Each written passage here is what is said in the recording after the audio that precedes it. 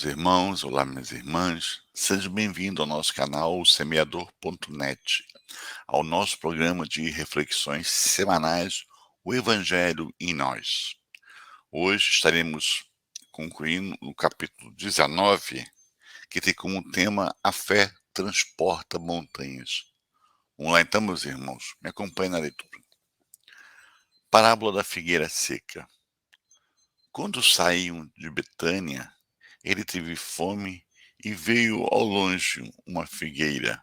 Vendo ao longe uma figueira, dirigiu-se a ela para ver se encontrava alguma coisa. Tendo se aproximado, nada encontrou, apenas folhas, porquanto não era tempo de figos. Então Jesus disse à figueira: Que ninguém coma de ti nenhum fruto. O que seus discípulos ouviram. Na manhã seguinte, ao passarem pela figueira, eles viram que ela havia secado até as raízes. E Pedro, lembrando-se das palavras de Jesus, disse: Mestre, vê como a figueira que amaldiçoaste ficou seca. E Jesus lhe respondeu: Tende fé em Deus. Em verdade vos digo que todo aquele que disser a esta montanha: Tira-te deste lugar e lança-te ao mar, e isso sem hesitar no seu coração, mas acreditando firmemente que tudo o que disser acontecerá, ele verá efetivamente acontecer. Meus irmãos, é uma passagem que está no Evangelho de Marcos, capítulo 11, versículo 12 a 14, e também no 20 ao 23. A figueira seca é o símbolo das pessoas que só têm a aparência do bem, mas, em realidade, não produz nada de bom. Dos oradores que possuem mais brilho que solidez, suas palavras têm verniz artificial, agrada aos ouvidos, mas quando são analisadas, não encontra nelas nada de substancial para o coração. Após ouvi-las, pergunta-se que proveito tiramos delas, né? É ainda o símbolo de todas as pessoas que têm meios de ser úteis e não o são, de todos os projetos irrealizáveis, de todos os sistemas vazios, de todas as doutrinas sem base sólida. O que falta na maior parte do tempo é a verdadeira fé, a fé realmente fecunda, a fé que abala as fibras do coração. Em uma palavra, a fé que transporta montanhas. Essas são as árvores que têm folhas, mas não têm frutos. Por isso, Jesus as condenou à esterilidade, visto que um dia virá em que elas ficarão secas até as raízes. Isto é, em que todos os sistemas, todas as doutrinas que não tiverem produzido nenhum bem para a humanidade serão reduzidas a nada, em que todos os homens, voluntariamente inúteis, que não colocaram em ação os recursos que traziam consigo, serão tratados como uma figueira que secou. Os médiuns são os intérpretes dos espíritos, substituem os órgãos materiais que lhes faltam para nos transmitirem suas instruções. Eis porque são dotados de faculdades para esse fim. Nestes tempos de renovação social, tem uma missão particular. São as árvores que devem dar o alimento espiritual aos seus irmãos. Eles foram multiplicados para que o alimento seja abundante. Encontram-se em toda parte, em todas as regiões, em todas as classes sociais, entre ricos e entre pobres, entre grandes e entre humildes, a fim de que não haja deserdados em parte alguma, e para provar aos homens que todos são chamados, mas se desviam do seu objetivo providencial, a faculdade preciosa que lhes é concedida. Se a fazem servir a coisas fúteis ou prejudiciais, se a colocam a serviço de interesses mundanos, se em lugar de frutos salutares produzem maus frutos, se não querem torná-la proveitosa para os outros, se não tiram proveito dela para si mesmos, Aperfeiçoando-se, então, são como figueira estéril. Deus irá lhes retirar um dom que se tornou inútil em suas mãos. A semente que não souberem fazer frutificar, e deixará que se tornem presas dos maus espíritos. A fé, mãe da esperança e da caridade. A fé, para ser proveitosa, deve ser ativa, não deve adormecer. Mãe de todas as virtudes que conduzem a Deus, ela deve velar atentamente pelo desenvolvimento das filhas que gerou. A esperança e a caridade são uma consequência da fé. Essas três virtudes são uma trindade inseparável. Não é a fé que nos dá a esperança de vermos realizadas as promessas do Senhor? Porquanto, se não tivermos fé, que esperaremos? Não é a fé que dá o amor? Pois se não tiverdes fé, que reconhecimento tereis e, por consequência, que amor? A fé, a fé, divina inspiração de Deus, desperta todos os nobres instintos que conduzem o homem ao bem. É a base da regeneração. É preciso, pois, que essa base seja forte e durável, porque se a menor dúvida vier a abalá-la, o que acontecerá com o edifício que construíste sobre ela? Construi, portanto, esse edifício sobre fundações inabaláveis, que a vossa fé seja mais forte que os sofismas e as zombarias dos incrédulos, porque a fé que não desafia o ridículo dos homens não é a fé verdadeira. A fé sincera, a fé arrebatadora e contagiante, comunica-se àqueles que não a têm, ou mesmo não a queriam ter. Ela encontra palavras persuasivas que atingem a alma, enquanto que a fé aparente só tem palavras sonoras que deixam a quem as escuta frio e indiferente. Pregai pelo exemplo da vossa fé, para transmiti-la aos homens. Pregai pelo exemplo das vossas obras, para lhe demonstrar o mérito da fé.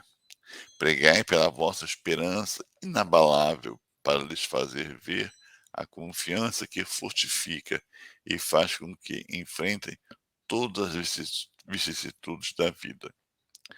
Tende, pois, a fé com tudo que ela contém de belo e de bom, na sua pureza, na sua racionalidade. Não aceites a fé sem comprovação. Filha cega da cegueira, amai a Deus, mas sabei por que o amais. Crede em suas promessas, mas sabei por que acreditais nelas. Segues nossos conselhos, mas conscientes do objetivo que vos indicamos e dos meios que vos trazemos para alcançá-lo. Crede e esperai, sem jamais fraquejar. Os milagres são fruto da fé. São a mensagem de José, um espírito protetor, em Bordeaux, no ano de 1862. E continua nossas leituras dessa semana. A fé é o sentimento inato no homem dos seus destinos futuros. É a consciência que ele tem das faculdades imensas, cujo germe foi depositado em si, a princípio em estado latente, e que ele deve fazer desabrochar e crescer pela sua vontade atuante. Até o momento, a fé foi compreendida pelo seu lado religioso, porque Cristo a preconizou como uma palavra, como uma alavanca possante, e porque só se viu nele o chefe de uma religião. Mas o Cristo que realizou milagres materiais mostrou por esses mesmos milagres que o homem pode, quando tem fé, isto é, a vontade de querer e a certeza de que a vontade pode se realizar. Os apóstolos, a exemplo de Jesus, também não fizeram milagres? Ora, o que eram esses milagres, senão efeitos naturais, cuja causa era desconhecida aos homens de então, mas que se explica em grande parte atualmente, e que se compreenderá completamente pelo estudo do espiritismo e do magnetismo.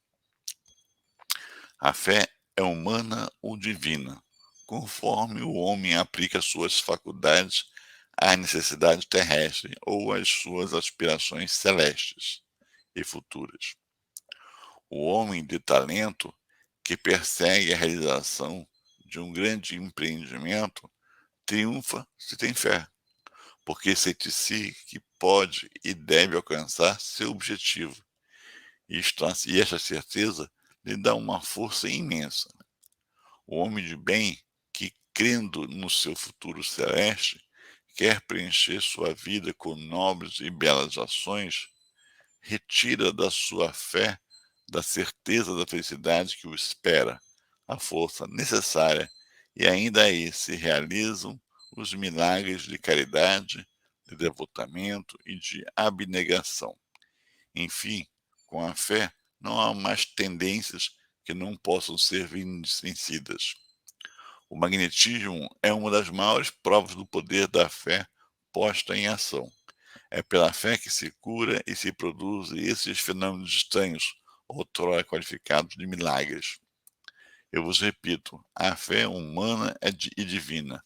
Se todos os encarnados estivessem bem convencidos da força que têm em si, se quisessem colocar sua vontade a serviço dessa força, seriam capazes de realizar o que até o presente se chama de prodígios, mas que é simplesmente o desenvolvimento das faculdades humanas. Um espírito protetor, em Paris, 1863. Então, meus irmãos, com essas palavras, vamos aqui nós fazermos as nossas reflexões. A gente vê que Jesus, o tempo todo, ele aproveita as oportunidades e se serve de histórias, né, suas parábolas, para passar para nós os seus ensinamentos, de uma maneira que a qualquer momento que nós estejamos na nossa escalada intelectual, moral, nós temos condições de tirar o proveito, né, que ele quis que nós tirássemos, né? Então vamos lá. A parábola seca. Meus irmãos, nós vemos aqui falando ao longo desses estudos que nós somos como árvores, né? E que se reconhecerá a árvore pelos frutos que ela dá. E é isso que se espera de cada um de nós que aqui estamos. Os nossos frutos. As oportunidades que temos, meus irmãos, para servir. O que Deus nos proporcionou de recursos, de meios, né? Para produzir esses frutos, que são o quê? O amor, a fraternidade, o servir ao próximo, o se importar com o próximo, o desejar a harmonia e fazer para tal, né? Que a harmonia, que a paz, que o entendimento, que a compreensão se faça entendida, se faça percebida. Então, meus irmãos, o que nós vamos fazendo? Qual o uso que nós vamos dando, né, daquilo que já temos em nós, né? Quantos conhecimentos nós já temos, quantos recursos, quantas percepções, quantos entendimentos possuímos das verdades trazidas pelo Mestre Jesus. E o que nós fazemos com isso? Guardamos para nós, para a nossa felicidade, para o nosso bel prazer? Ou compartilhamos com o próximo? Ou usamos para trazer o conforto, o entendimento para o próximo? Procuramos amar o próximo? O que nós fazemos? Porque se nós não fazemos nada e temos todas as condições de o fazer, seremos como essa história que Jesus nos trouxe, né? Da figueira que se secou, porque não produzia frutos. Meus irmãos, o solo tem que ser fértil. Estudamos o Evangelho de Jesus, nós aqui em particular, estamos toda a semana refletindo um pequeno trecho, não só lendo e tentando compreender, tirar o significado das palavras de Jesus, né? Então, meus irmãos, é isso que nós temos que fazer. Nós temos que estar sempre eh, dando-nos utilidade àquilo que Deus nos confiou e aquele que Ele sabe que nós podemos, né, podemos fazer. Ele vem colocando no texto de hoje a questão da fé, que Ele é mãe da esperança e da caridade. Se eu tenho fé em Deus, se eu tenho fé em Deus, eu fico calmo, eu fico tranquilo, eu tenho esperança, porque Deus quer que todos nós sejamos felizes.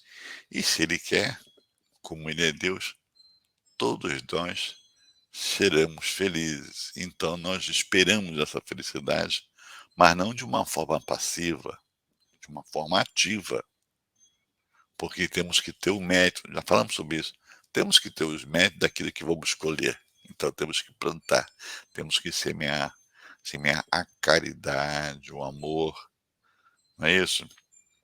Então, meus irmãos, nós temos, como a própria leitura nos traz, nós temos que pregar o Evangelho de Jesus, pregar essas verdades que adoramos, que endeusamos, vamos dizer assim, que somos tão bela. Nós temos que pregar, mas não através da palavra. A palavra é morta. O que fica mesmo é nosso exemplo. Está aí o exemplo de Jesus. Então nós temos que demonstrar para o outro, através das nossas ações, dos nossos gestos, do nosso testemunho, a fé que nós temos. Por isso, meus irmãos, a fé ela tem que ser raciocinada, porque eu só tenho fé naquilo que eu compreendo, naquilo que eu entendo, naquilo que eu acredito. Por isso eu estudo. O próprio texto fala para a gente questionar.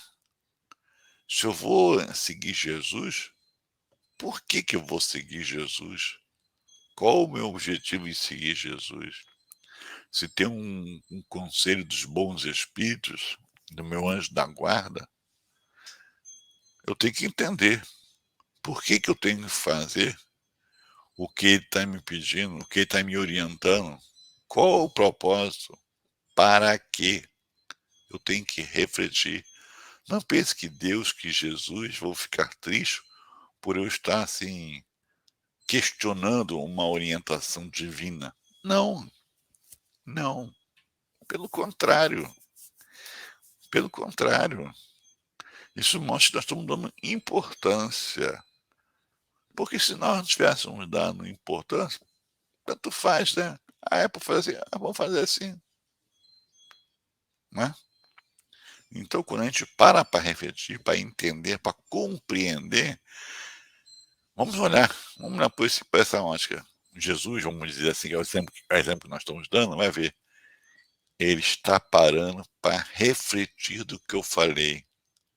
Ele está está dando atenção ao que eu falei. Ele está entendendo?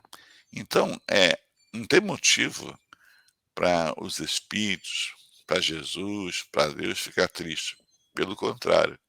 Então, meus irmãos, a minha fé tem que ser forte, como eu falei, e para ela ser forte, eu tenho que ter confiança, eu tenho que acreditar. E eu só acredito, eu só confio, entendendo, compreendendo, tá? E aí, eu compreendendo, entendendo, eu sou firme na minha fé. E quando a vida apresenta as oportunidades de testemunhá-la, eu testemunho. Quando a vida aparece a oportunidade de eu dar o meu fruto, eu dou o meu fruto, com convicção, com certeza, né? E aí, aquele que está próximo, aquele que tem acesso àquela minha ação, aquilo fala alto nele, aquilo fala vai profundo, aquilo sensibiliza, porque aquilo tem um impacto muito maior. A imagem, ela impacta muito maior do que uma palavra, né? Um exemplo é forte. Olha o exemplo de Jesus que fica até hoje. Então, meus irmãos, vamos pensar nisso. Não sejamos nós a figueira seca, sejamos nós o semeador que saiu a semear. Vamos trabalhar, vamos praticar a doutrina do Mestre Jesus. Meus irmãos, com isso acabamos o capítulo, né?